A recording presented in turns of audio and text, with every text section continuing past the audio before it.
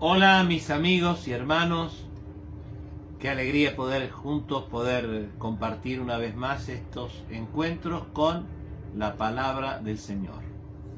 El día especial, el día del Señor, terminamos de compartir a través de Google Meet con un grupo de hermanos de la congregación la Santa Cena, los símbolos de la Cena del Señor. Qué experiencia maravillosa, ¿verdad? Siempre el cristiano, creo que a diario, y si no es más a menudo que a diario, debemos reflexionar sobre nuestros actos, sobre nuestras vivencias, sobre nuestras emociones, para analizar si estas nuestras actitudes son funcionales al mensaje cristiano. O sea que si estamos viviendo como Dios quiere que vivamos, si estamos pensando en la línea del pensamiento que el Señor nos guía, si estamos obrando a través de la guía de la palabra. Pero más allá de las circunstancias en que nosotros reflexionamos individualmente, hay una convocatoria de Dios, que es la Santa Cena. La Santa Cena, los símbolos del cuerpo y de la sangre de Cristo que como cuerpo nosotros, como iglesia, compartimos. Y es lo que terminamos de hacer. Lo habíamos anunciado en el culto de oración del pasado martes. Lo dijimos también en el mensaje del miércoles pasado. Y lo recordamos a través de un mensaje por el grupo de WhatsApp. Pero lamento tanto que muchos de los hermanos que tienen que estar no estuvieron. Me hace pensar que lamentablemente no están tan relacionados como debieran con su iglesia para poder estar al tanto de cómo nos estamos moviendo. Así que qué bueno sería que pudieran reflexionar algunos en este sentido. Muy bien, vamos a compartir la palabra con alegría en nuestro corazón. Recién a través de Google Meet, que podíamos compartir la Cena del Señor, yo decía qué bueno y qué tranquilidad es saber que si Cristo viniera ahora partimos con Él. O si tuviéramos que nosotros despedirnos de esta vida porque Dios nos llama, partimos con Cristo. Por eso la muerte de un cristiano es solo un anuncio de una nueva posibilidad mucho mejor de existir en la misma presencia del Señor. Muy bien, gloria al Señor. Vamos a leer en el Antiguo Testamento un versículo. Si usted está con su Biblia, le invito a buscar el segundo libro de Reyes. Segundo libro de Reyes, capítulo 7. Vamos a leer el versículo 19 y 20. Y reflexionar sobre lo que nos dice la palabra. Y vuelvo a repetir, cada vez que nos acercamos a la palabra de Dios, nos acercamos al mensaje del Señor para nuestra vida. No estamos recordando lo que pasó para ver si fue o no fue, o sea, si fue bueno, fue malo, o si nos parece eso correcto o no. No, estamos analizando la palabra de Dios para aplicarla a nuestra vida. En ese sentir, leemos estos dos versículos. Dice el segundo libro de Reyes, capítulo 7, versos 19 y 20. A lo cual el príncipe había respondido al varón de Dios, diciendo: si Jehová hiciese ventanas en el cielo, ¿pudiera suceder esto? Y él le dijo: he aquí tú lo verás con tus ojos, mas no comerás de ello. Y le sucedió así, porque el pueblo le atropelló a la entrada y murió. Leamos, leyendo esta palabra, oramos a nuestro Dios. Padre, gracias una vez más en este día. Gracias por tu presencia, que no se limita a ninguna distancia, ni en ningún tiempo. Y donde puedan ser escuchadas estas palabras, aun si pueden ser escuchadas en otro tiempo, tu Espíritu puede ministrar a cada corazón dispuesto. Es lo que te pedimos, Señor, que tu Espíritu se manifieste en cada una de nuestras vidas. Dejamos esto en tus manos, en el glorioso nombre de Jesús, nuestro Señor y Salvador. Amén y amén. Gloria al Señor. Muy bien. Gloria a Dios. Dos versículos que son, digamos, el final de una tremenda historia. Estamos hablando del pueblo de Samaria. Le invito a leer estos versículos anteriores desde capítulo 6, donde el poder de Dios se manifiesta con el profeta Eliseo, donde Eliseo está afectado por el sitio de Samaria. Un ejército enemigo había bloqueado a toda la ciudad, como se hacía en la antigüedad y no tantos años atrás. En otros años, aún en la Segunda Guerra Mundial, se seguía practicando este tipo de ataque. Se rodeaba la ciudad para que no pudieran entrar provisiones, y entonces llegaba un momento en que la ciudad se rendía. Y así estaba Samaria.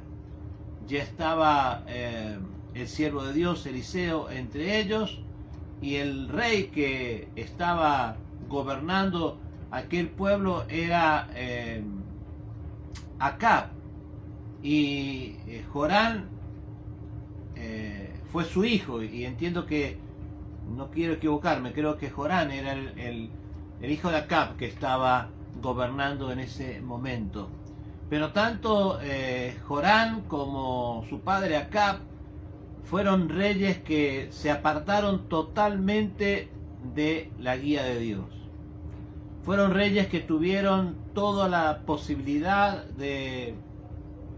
y libertad para decidir seguir el camino del Señor, pero sin embargo, y como hoy le pasa a muchas personas que han tenido la oportunidad de conocer y tienen la posibilidad de conocer más, han tenido la oportunidad de experimentar y tienen la oportunidad de experimentar más del poder de Dios a su favor, sin embargo, son engañados por sus mismos pensamientos, son engañados por la influencia del enemigo a través de distintas cosas.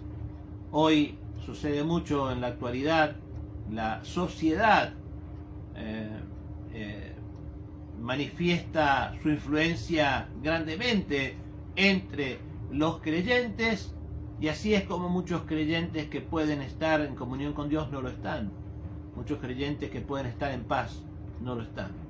Así estaban en los tiempos que la palabra nos relata esta experiencia de Eliseo y del rey Jorán y del pueblo de Samaria. Un pueblo que, a través del abandono de Dios que hizo su rey, la consecuencia es que el pueblo también se había desviado de la fe, y los enemigos de Dios estaban venciéndolos en una forma dramática, terrible, una forma muy, pero muy, muy grave.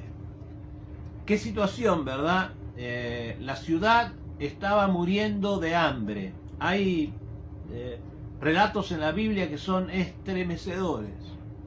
Pero allí estaba el varón de Dios trayendo un mensaje, y Eliseo traía el mensaje que Dios le había dado, un mensaje de salvación.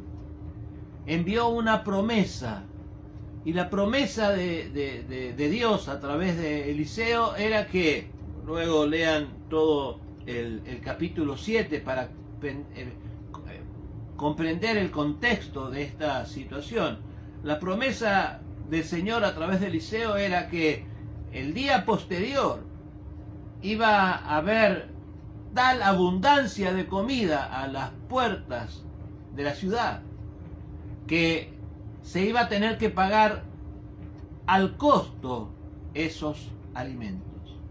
Y cuando Eliseo estaba dando ese mensaje, imaginen ustedes un hombre de Dios que había ya profetizado muchas cosas, y en esas muchas cosas que había profetizado el Señor se había manifestado con poder. Era un hombre de Dios reconocido como profeta, no como muchas veces hoy encontramos personas que se denominan profetas, pero resulta que sus profecías no se cumplen. Y esto en realidad, aunque en el momento de darlas puedan traer algunas emociones positivas, luego cuando esas profecías no se cumplen, traen consecuencias malas espirituales hacia aquellos que las creen, ¿no? Este hombre, Eliseo, era un varón de Dios, era un profeta de Dios, y no se animaba a hablar que Dios dijo, ni a decretar, ni a decir cosas categóricamente que Dios no se las haya indicado con seguridad. Sus profecías se habían cumplido, y esto bastó al pueblo para creer que de un día a otro la situación iba a cambiar dramáticamente para bien. Pero resulta que, dice el versículo 2, un príncipe de la ciudad, dice el versículo 2 que no era cualquier príncipe, era un príncipe sobre cuyo brazo el rey se apoyaba, no creyó a Eliseo. No creyó, y lo que dijo es esto: si Jehová hiciera ahora ventana en los cielos, ¿sería esto así? Tremendo lo que este hombre manifestó. Ni Dios va a arreglar esto, lo que dijo este príncipe.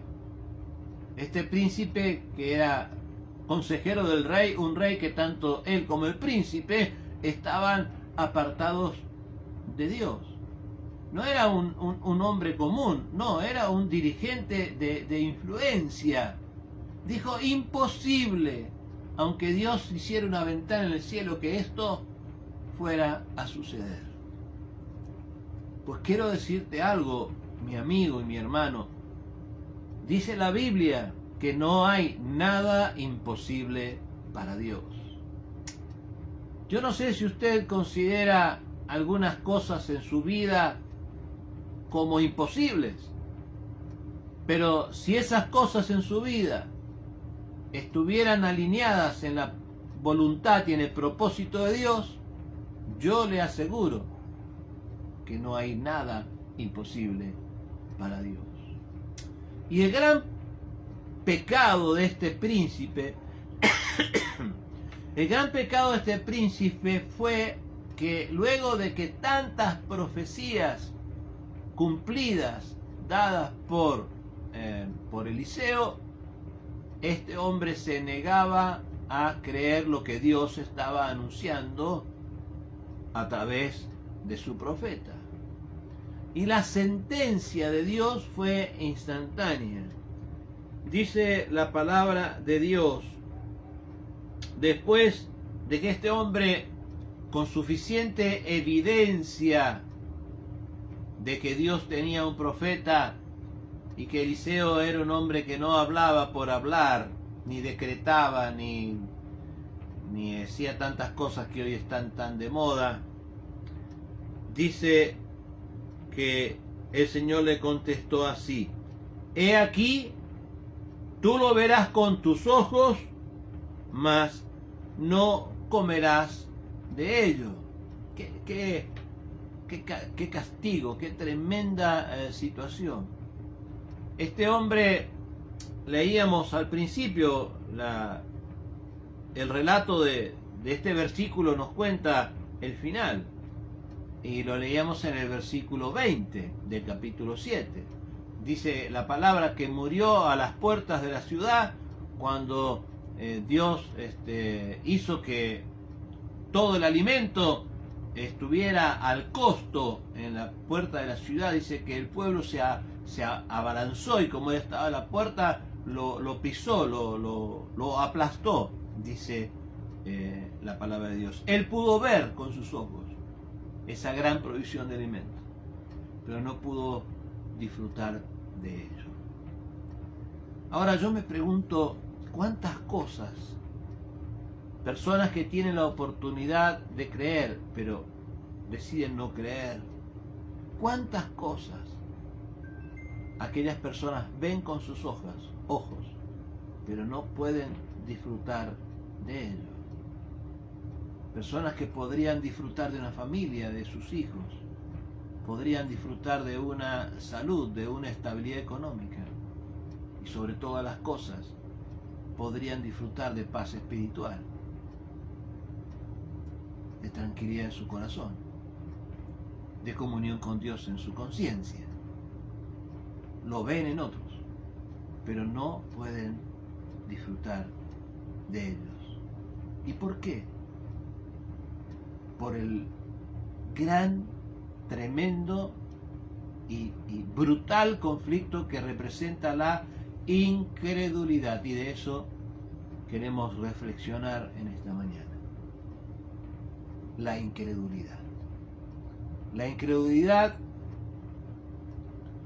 es la duda, o la incredulidad es la negación de una afirmación divina, es la desconfianza de Dios.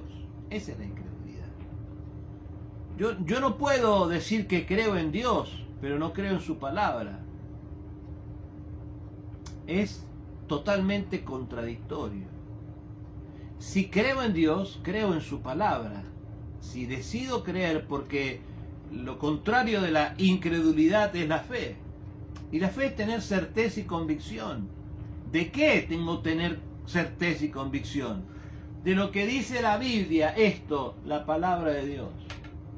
Cuando usted tiene certeza y convicción de lo que dice, usted ha decidido creer, Dios alimenta esa certeza, porque la fe viene por el oír y el oír la palabra de Dios, y entonces su fe crece, su seguridad se afirma y su victoria se manifiesta.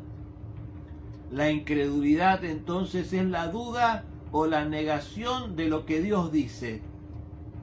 Ahora, qué tremendo engaño existe hoy en muchos pensamientos de gente que dice que cree en Dios, pero no cree en lo que Dios le ha dicho, y entonces están como los incrédulos. Hay muchas formas distintas en donde se manifiesta la incredulidad. A veces algunas personas dicen, no, yo soy tan pecador que Dios no me va a perdonar a mí. Es porque han decidido no creer. A veces dicen, manifestando dudas, sí, Dios me ayudó ayer, yo he tenido esa experiencia con Dios, pero hoy no creo que Dios esté para ayudarme. Hoy me parece que Dios no me ha escuchado, y es porque en estas dudas lo único que ven son sus limitaciones. Y la peor de las incredulidades es que algunos que dicen creer en Dios están negando su existencia, porque no hay un Dios lejano, hay un Dios cercano. Y cuando usted cree en un Dios lejano, en el cual usted puede no relacionarse con Él, no pertenecer a su cuerpo, que es la iglesia, no está creyendo en el Dios de la Biblia, está negando la existencia de Dios, porque usted se ha hecho un Dios a su manera, o la incredulidad de aquellos que niegan la existencia de toda deidad. Algunos piensan que la incredulidad no es un pecado. Algunos, aún habiendo aceptado a Cristo como su Salvador, piensan que pueden darse el lujo de tener cierto grado de incredulidad, pero la palabra de Dios nos enseña que la condenación es que la luz vino al mundo y los hombres amaron más las tinieblas que la luz. Así que o estamos en luz y creemos, o estamos en tinieblas. La incredulidad es un pecado y es tan pecado que es origen de muchos pecados, de muchas iniquidades. Eva escuchó del mismo Satanás algo que creo todos conocemos. Poniendo en duda la palabra de Dios, dijo: con que Dios dijo tal y tal cosa. Y comenzó a generarse la curiosidad del pecado, y siguió hasta la condenación de Adán, de Eva y de todas sus descendencias. El incrédulo duda, el creyente cree. El incrédulo duda de la palabra de Dios, desconfía de Dios, desconfía de sus promesas, cree en un Dios que no es confiable, o sea, que no cree en el Dios de la Biblia. Mire, es tremendo ver una persona que dice no tener fe, pero creo que más tremendo aún, y más difícil de poder rescatar, son los cristianos, los que han recibido a Cristo, que deciden no creer en la palabra de Dios y viven como ellos y la sociedad les parece correcto vivir, y se engañan a sí mismos en su incredulidad de creerse aprobados por Dios. Pero cuando se enfrentan a las circunstancias difíciles de la vida, piden a ese Dios en el que no creen. Si usted le pregunta si creen, ellos dicen creer, pero a su forma, o sea, que creen en esto, pero no creen en aquello. Creen que Dios salvará a su hijo, pero no están dispuestos a creerle a Dios que Dios es un Dios que no miente. Qué fácil de ver la negación terrible que hay en ese tipo de pensamiento. No hay entonces nada más terrible que la incredulidad del cristiano, porque al quitar la fe se rompen todas las riendas que manejan nuestra vida, y muchos cristianos no les gusta ser manejados, entonces rompen sus riendas, no quieren que los maneje ni Dios. La incredulidad no es solo un pecado, es lo que alimentan muchos pecados. La incredulidad es tremenda, mi amigo, mi hermano. Se debe provoca que el Evangelio pierda su eficacia. Porque cuando nosotros recién recordábamos a Cristo muriendo por nosotros en la cruz del Calvario, nos emocionaba, nos emociona y nos emocionará siempre al compartir, como decía al inicio, el símbolo del cuerpo y de la sangre del Señor, que lo hicimos con la iglesia antes del mensaje. Pero esta escena del Calvario, que debería romper todo corazón, muchos deciden, toman la posición de seguir en sus mismas situaciones. ¿Por qué? Por la incredulidad. Porque la incredulidad que ellos han decidido tener impide que el Evangelio obre en su vida y en su corazón. La incredulidad es terrible. La incredulidad hace que una persona pueda tener las mejores intenciones y los mejores anhelos y aún las mejores obras, pero todo lo que no proviene de la fe, o sea, si una buena obra proviene de la incredulidad, esa obra no sirve delante del Señor. O sea que la incredulidad invalida la obra.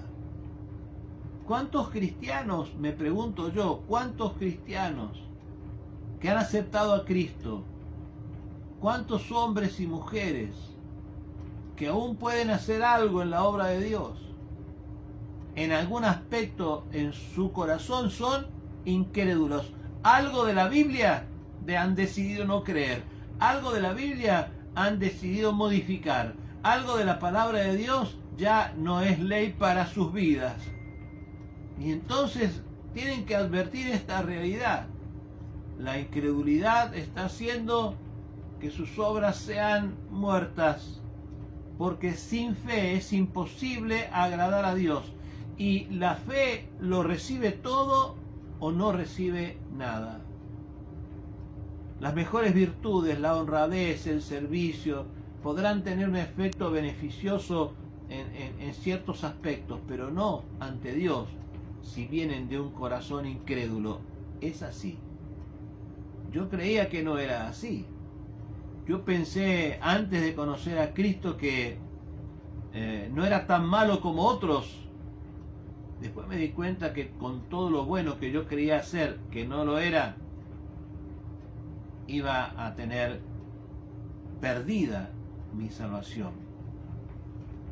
Sin fe no se puede agradar a Dios, y la fe no es un porcentual de lo que Dios quiere que creamos.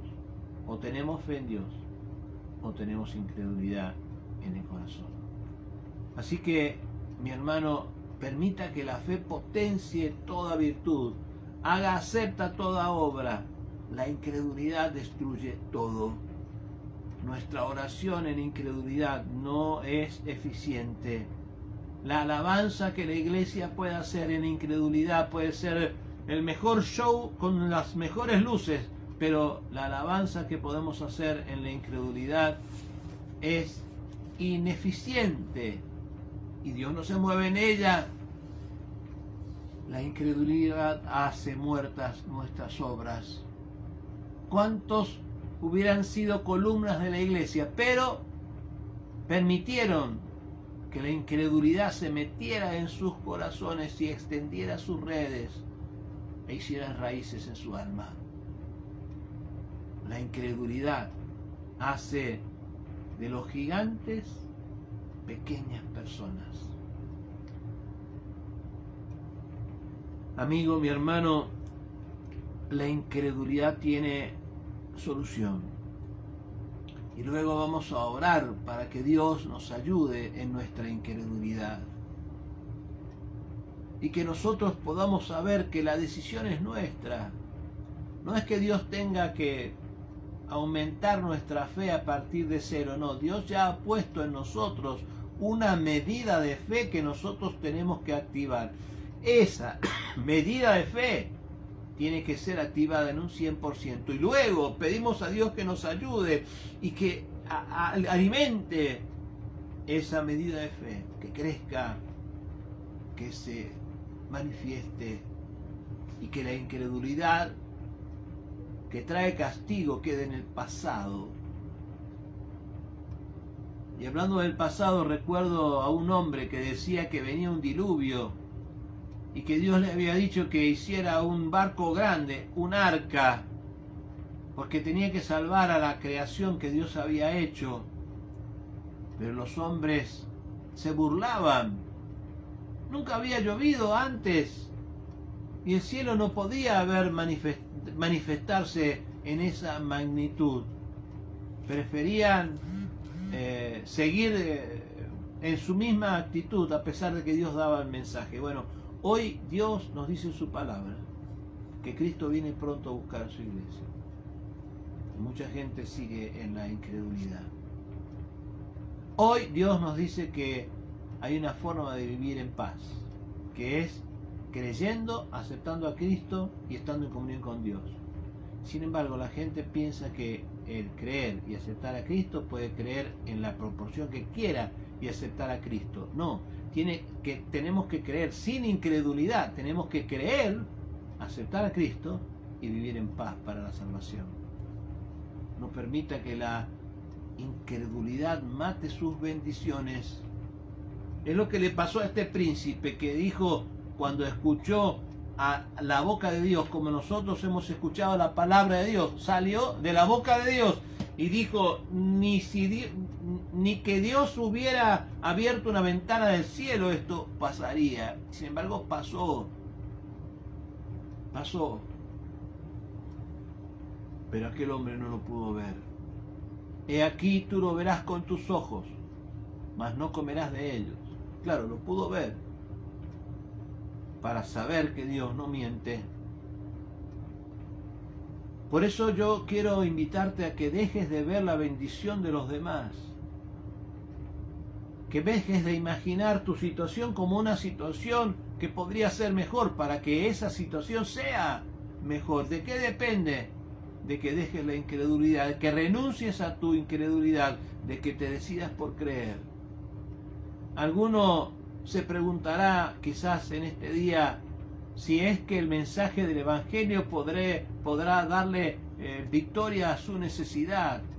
Desde la duda se preguntarán.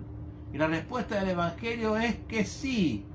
Y cuando usted escucha la palabra de Dios diciendo que Dios es tu auxilio oportuno, cuando usted escucha a Dios diciendo que jamás Dios te dejará ni te desamparará, cuando escucha usted la palabra de Dios prometiendo que no hay justo desamparado y su descendencia que mendiga el pan, usted, si quiere dejar la incredulidad, tiene que decidirse a creerlo. No importa lo que sus ojos vean, lo que importa es lo que dice la palabra de Dios. Y no tenga duda, sus ojos verán la bendición del cielo. La comida espiritual es algo que Dios nos ofrece. Hoy estamos compartiendo un mensaje y algunos podrán haber llegado a los primeros minutos y dijeron, después lo veo.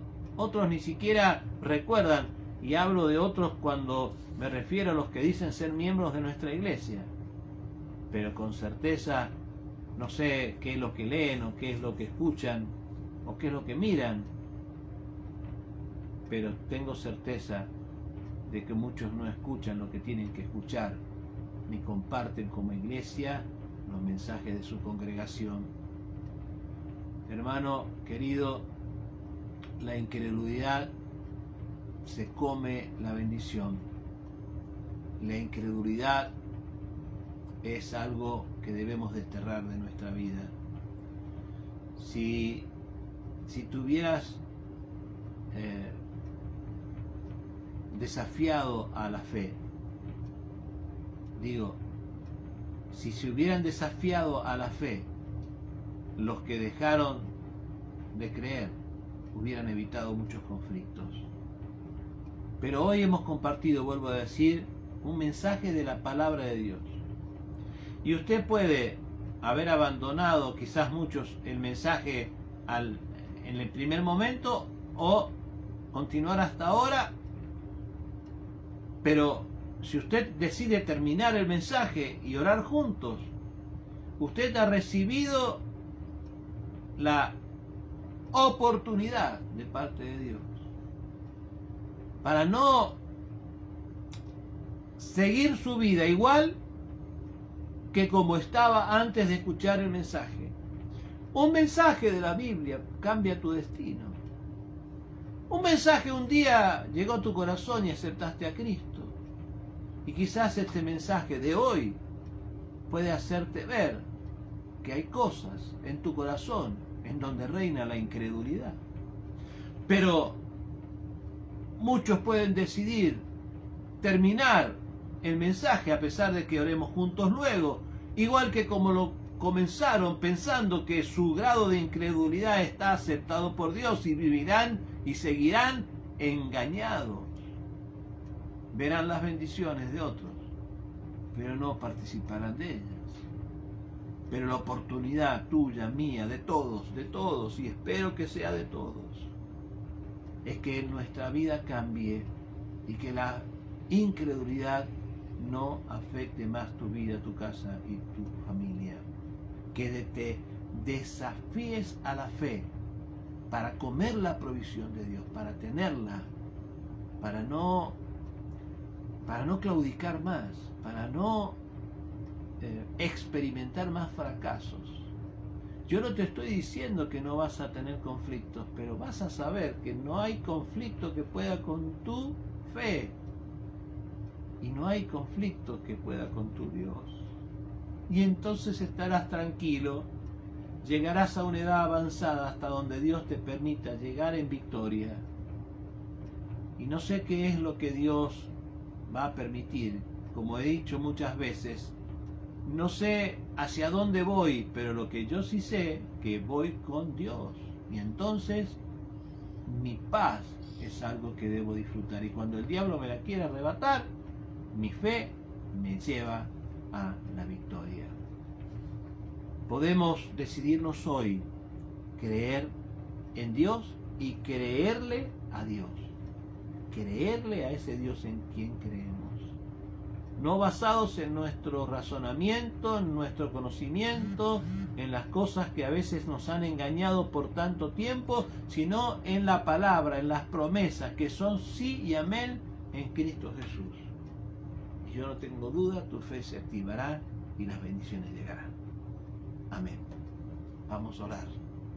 Vamos a pedirle al Señor que nos ayude. Vamos a pedirle a Dios que nos bendiga y que perdone nuestro pecado de incredulidad. Oramos juntos. Padre, en esta mañana te doy tantas gracias por darnos el privilegio de compartir tu palabra. Estos minutos, Señor, en los cuales hemos leído y analizado tu mensaje, sirvan a través del poder de tu Espíritu para transformar vidas, para que los fracasos terminen, para que las impaciencias se calmen, para que los dolores cedan. Señor, pon la fortaleza en las vidas para tomar la decisión de creer en el Dios y creerle a ese Dios a quien honramos en este tiempo. Señor, te pido que perdones las incredulidades de los corazones y que todos los que han tenido su propio concepto en relación a tu divinidad prueben con aceptar a Jesucristo como su único y suficiente Salvador. Prueben con pedirte perdón por sus pecados en un acto sencillo, solo diciéndote: Dios, me arrepiento de mis pecados. Te pido, Señor, que muchos puedan proceder de esta manera y que puedan aceptar a Jesucristo como el Señor y el Salvador de su vida, decidiendo erradicar su incredulidad. Y en ese tiempo te pido no solo que inscribas sus nombres en el libro de la vida, te pido, Señor, que le muestres tu poder, que los bendigas en el nombre de Jesús, en el nombre poderoso de Jesucristo. Te doy gracias. Amén y amén. Mis amigos y hermanos, qué alegría poder haber compartido estos minutos. Los saludo, los bendigo y espero que pronto tengamos la oportunidad, decía yo esta mañana, que compartimos la cena del Señor, que la próxima cena podamos tener ya juntos en nuestro templo, reunidos presencialmente adorando al Señor. Que termine este tiempo de pandemia tan peligroso, más allá de las restricciones, ¿no? Porque bueno, creo que en todo el país, en este domingo, en toda la Argentina, no se pueden hacer reuniones presenciales porque estamos nuevamente en una alerta grande por la pandemia.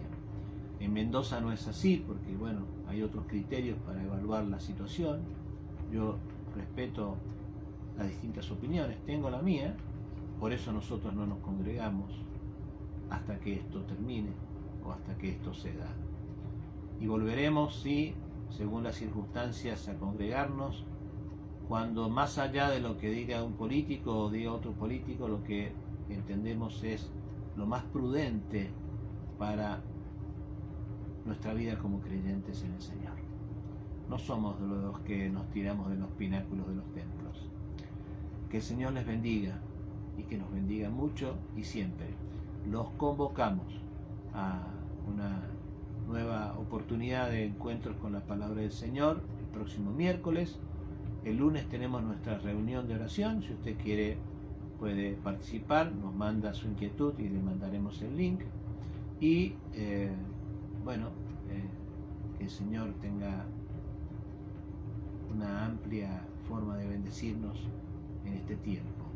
Recuerde, los que aún no lo han hecho, está el canal de YouTube.